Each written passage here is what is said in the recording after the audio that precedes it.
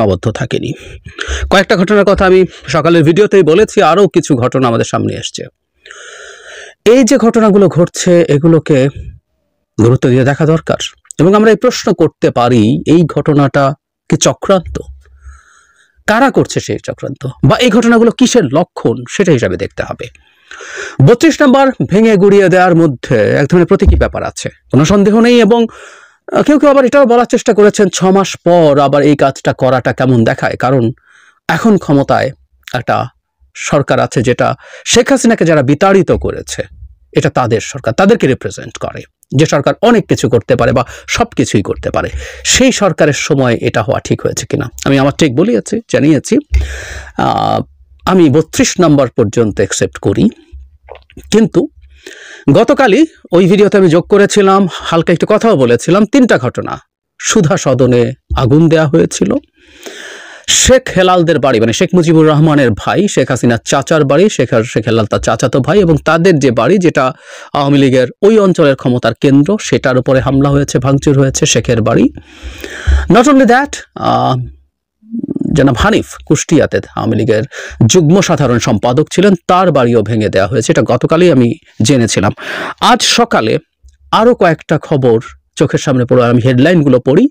কুমিল্লায় বাহারের বাড়ি ভাঙচুর, সাদিক আব্দুল্লাহ আমির হোসেন আমুর বাড়িতে বুলডোজার চালালো ছাত্র জনতা, তোফায়েল আহমেদের বাড়িতে ভাঙচুর অগ্নিসংযোগ, এবার নেচে গিয়ে জান্নাতি প্যালেসে আগুন দিল ছাত্ররা। জান্নাতি প্যালেস হচ্ছে নাটোরের সাবেক এমপি শফিকুল ইসলাম শিমুলের বাড়ি।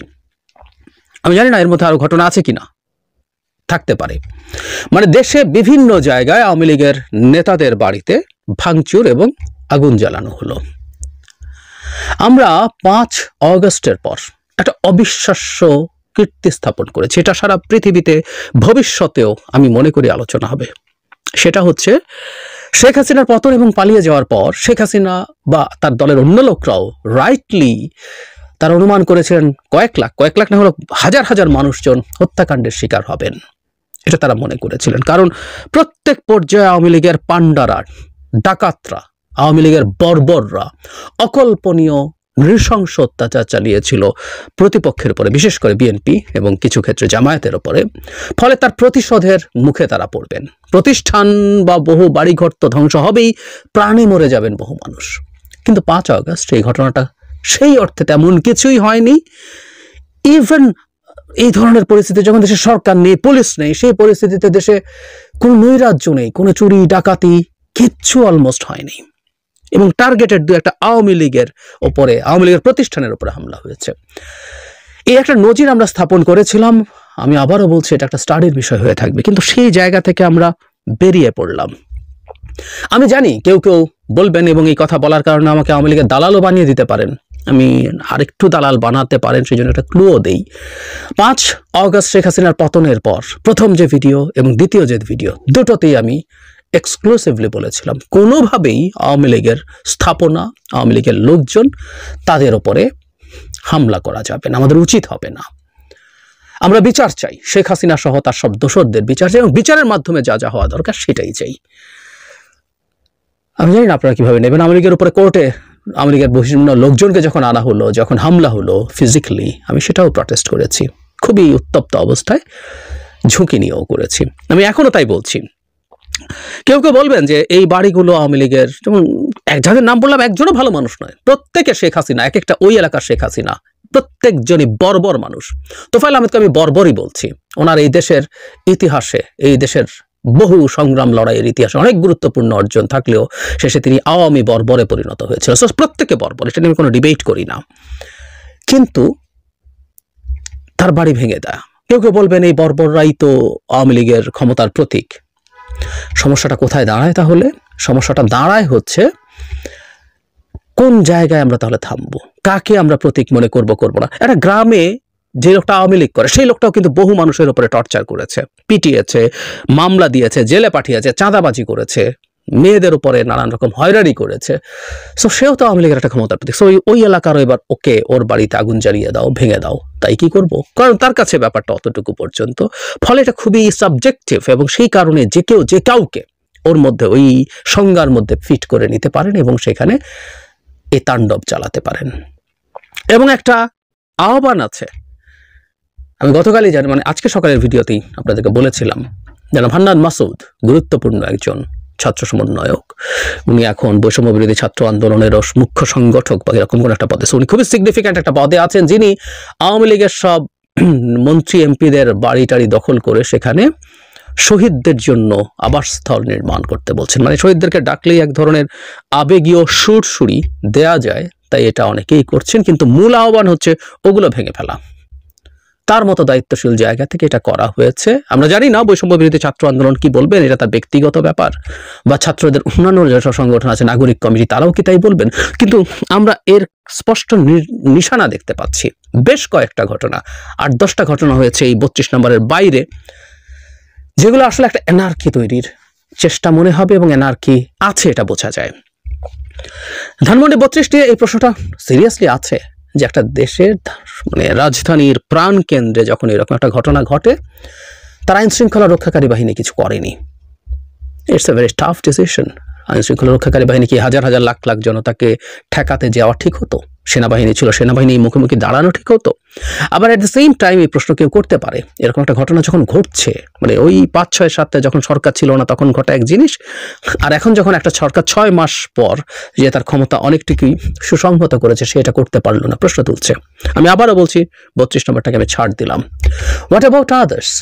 এতগুলো জায়গায় ঘটনা ঘটলো এবং সরকার কোনোটাই ঠেকালো না বা ঠেকাতে পারলো না। সুধা সদন নিয়ে এরকম একটা রিপোর্ট দেখলাম, যেখানে ফায়ার ব্রিগেড বলছে তারা নিরাপত্তাহীনতা বোধ করেছেন বলে সেখানে যাননি, নিরাপত্তার অভাবে যাননি। সারা দেশে বিভিন্ন জায়গায় যখন ঘটেছে, কোথাও ঠেকানোর চেষ্টা হয়নি, থামানোর চেষ্টা হয়নি। এতে একটা জিনিস কিন্তু সবার সামনে এসে হাজির হয়, সেটা হচ্ছে এই সরকারের প্রশাসনিক কোনো নিয়ন্ত্রণ আদতে নেই। এটা ভয়ঙ্কর। আজকে এটা বলে না, আমি বহুদিন থেকে বলেছি বিভিন্ন জায়গায়, যখন 80টা মাজার ভাঙা হয়েছে, একটার পর একটা মাজার ভাঙা হয়েছিল, সরকার কিচ্ছু করেনি।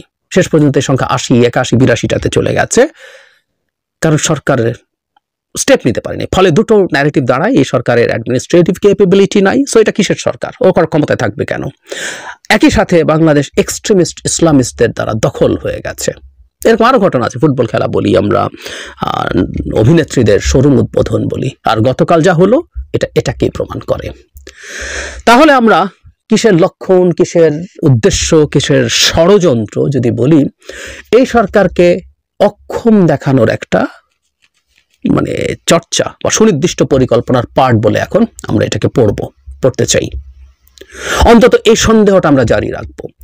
এই সরকার যদি অক্ষম হয়ে ওঠে, এই সরকার যদি আর পেরে না ওঠে, তাহলে এই সরকারকে দ্রুত একটা নির্বাচন দিতে হবে, অথবা যে অথবাটাই বেশি ভয়ঙ্কর, একটা নির্বাচন হয়ে জনগণের প্রতিনিধির হাতে যদি ক্ষমতা যায়, এটা এক ধরনের মন্দের ভালো। এই সরকার কিছু সংস্কার করতে চেয়েছে, কিছু কিছু জায়গায় কিছু পরিবর্তন সবাইকে নিয়ে করতে পারলে ভালো হতো, তাও সেটা মন্দের ভালো। কিন্তু অন্য কোনো ফিসফিস বা আলাপ শোনা যায়, আবার একটা 1-11 মতো পরিস্থিতি, অথবা কোনো না কোনো ফর্মে সো কল্ড বিপ্লবী সরকার টরকার একটা বানিয়ে রাষ্ট্রের ক্ষমতা দখল করার জন্য বসে আছে কিছু মানুষজন, সেটা হতে পারে। এবং সেটার জন্য একটা প্রিরিকুইজিট হচ্ছে এই সরকার পারছে না, এই সরকারে হ্যাডাম নেই। একটা সরকারে কিন্তু হ্যাডাম থাকতে হয়, নাহলে সে সরকার হয় না। একেবারে হ্যাডামলেস একটা সরকার যখন ক্ষমতায় থাকবে, জনগণই ক্ষুব্ধ হয়ে যাবে, ক্ষুব্ধ হয়ে যায়, এটাই নিয়ম। তখন জনগণই ইভেন কাউকে না কাউকে ডাকবে, আসো তোমরা ক্ষমতা নিয়ে নাও। এই পরিস্থিতি এবং প্রেক্ষাপট তৈরির চেষ্টা হচ্ছে বলে মনে করি। সুতরাং আমরা যে যে জায়গায় আছি, আমাদের আশপাশে, আমরা এই সরকার কিছু করবে বলে মনে হয় না। সো রাজনৈতিক দল এবং ওই 5 তারিখের পর যেভাবে বিএনপি সহ জামায়াত সহ রাজনৈতিক দলগুলো যেভাবে মাঠে দাঁড়িয়ে এই জিনিসগুলো ঠেকানোর চেষ্টা করেছে, সেই চেষ্টা তাদের দিক থেকে করা দরকার, সেটা যাতে কোনোভাবেই মুখোমুখি পরিস্থিতি তৈরি না হয়ে করা যায়। এবং আমরাও যেন এই খেলাটা একটু বুঝতে পারি। এই সরকার নিয়ে আমাদের অভিযোগ আছে, এই সরকারের কে উপদেষ্টা হবে, কারা হবে, কেন হবে, কে হয় নাই, নানান অভিযোগ আছে, নানান অপ্রাপ্তি আছে, আমাদের অনেকেরই অসন্তোষ আছে যৌক্তিক অনেক ক্ষেত্রে। কিন্তু এই সরকারটাকে আমরা ওন করতে হবে, এবং এই সরকারকে এমন কিছু করা উচিত হবে না যাতে এই সরকারটা খুব দ্রুত কোনো ষড়যন্ত্রের শিকার হয়ে ষড়যন্ত্রমূলকভাবে কারো হাতে ক্ষমতা দিয়ে দিতে বাধ্য হয়। এই পরিস্থিতি যেন না হয়। সরকার কিছু সংস্কারের আলাপ করবে, রাজনৈতিক দলের সাথে কথা বলবে, 1-1.5 বছরের মধ্যে একটা নির্বাচন হবে, যে টাইমলাইন আছে এই টাইমলাইনটা ফলো করাই আমাদের জন্য ভালো হবে।